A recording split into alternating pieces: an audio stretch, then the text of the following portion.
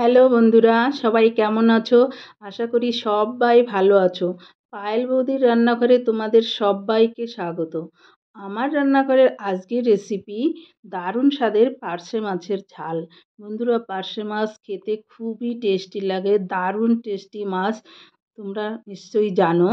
আজ আমি তোমাদের জন্য পার্শে মাছের ঝাল করে দেখাবো।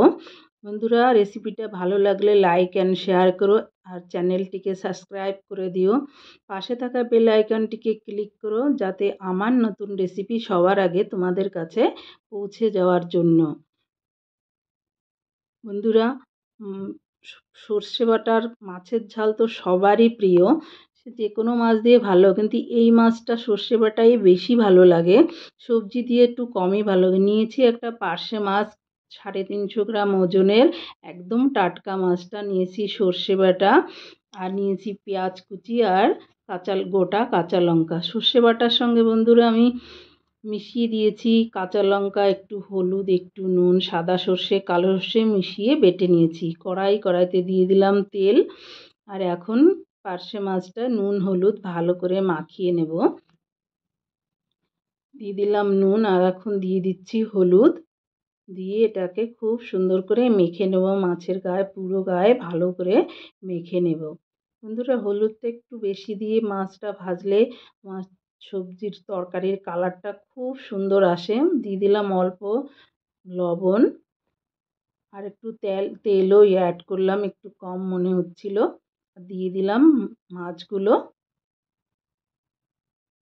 মাছগুলো দিয়ে উল্টে পাল্টে ভালো সুন্দর করে ভেজে নেব আমি।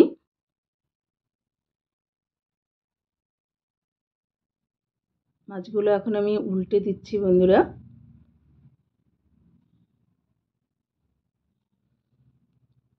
এক পাশটা আমার উল্টানো হয়ে গেল বন্ধুরা, এবং খানিকক্ষণ পর দ্বিতীয় পাশটা উল্টে নেব। এক পাশটা ভাজা হয়ে গেছে, অপর পিঠটাও ভাজার জন্য ওয়েট করব। এবার দ্বিতীয় পাশটাও ভেজে নিলাম, এটাকেও আবার উল্টে দিচ্ছি। হালকা আঁচে ভাজা হতে থাক, এদিকে আমি নিয়ে নিলাম সর্ষে বাটা।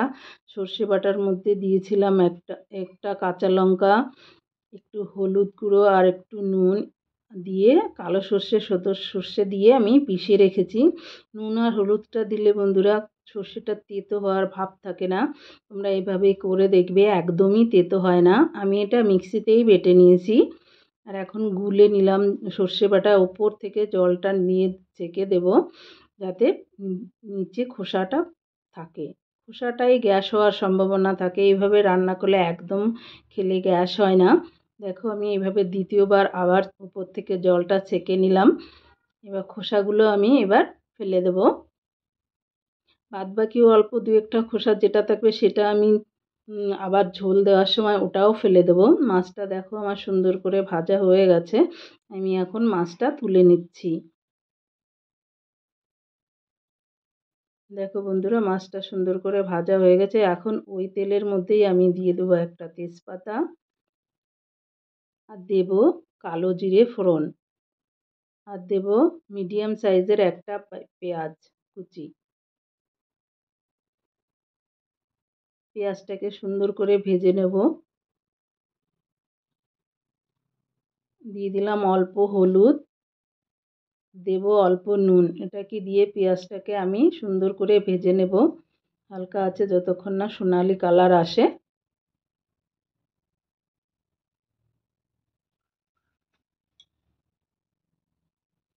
এখন দেখো পেঁয়াজটা সুন্দর করে ভাজা, এখন দিয়ে দেব ওই সর্ষে বাটার জল। যেটুকু খোসা থাকবে সেটাও নিচে পড়ে যাবে বন্ধুরা, একদমই খোসা যাবে না এর মধ্যে। আর এভাবে দিলে বন্ধুরা, তুমি রান্না করে এভাবে খেলে তোমরা দেখবে পেটে গ্যাস হওয়ার সম্ভাবনাও থাকে না, যাদের গ্যাসের সম্ভাবনা আছে। দিয়ে দিলাম আমার পরিমাণ মতো ঝোল।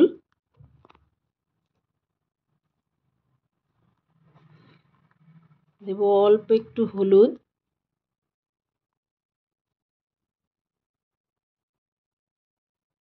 আমি একটা কাঁচা লঙ্কা দিয়ে পিষে রেখেছিলাম, আর এখন অ্যাড করছি অল্প নুন।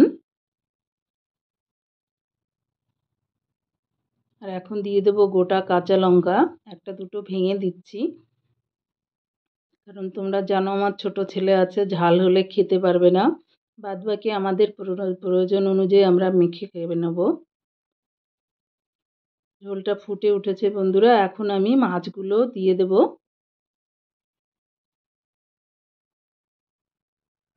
দিয়ে দিলাম মাছগুলো। মাছগুলো দিয়ে হালকা হাতে নেড়ে নেব। সর্ষে বাটা রান্না করতে খুব বেশি একটা টাইম লাগে না বন্ধুরা। আর এই পার্শে মাছটা এতটাই টেস্টি হয়, দারুণ স্বাদের এই মাছটা। দেবো ওপর দিয়ে অল্প একটু সর্ষের তেল। বন্ধুরা তেলটা আমি একবারই ইউজ করি না, 2-3বারই ইউজ করি। দিয়ে দিলাম এখন একটু কাঁচা সর্ষের তেল। বন্ধুরা এইভাবে তোমরা ইউজ করে দেখো, ঝোলটা খুবই টেস্টি হয় খেতে। কারণ তুমি লাস্টে বেশি পরিমাণে কাঁচা তেল দিলে ওটার কাঁচা গন্ধ থেকে যায়। তাই আমি এখন একটু দিলাম, আর বাদবাকি এখন ঢাকা দিয়ে 3-4 মিনিটের মতো রান্না করে নিলাম। আর ঢাকাটা খুলে এখন একটু নেড়ে দেব।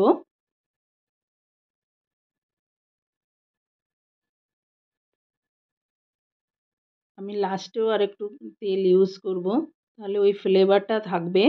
আর তোমরা যতটাই তেল ইউজ করো, 2-3বারই ইউজ করে দেখবে ওটার ঝোলটার টেস্টটা খুব সুন্দর আসে। আমি তো আমার মাছের ঝাল সর্ষে বাটা রান্না এভাবেই ইউজ করি। তোমরা যদি না করে এভাবে একবার করে খেয়ে দেখবে, ডিফারেন্সটা বুঝতে পারবে। খুবই টেস্টি হয় এভাবে রান্না করলে।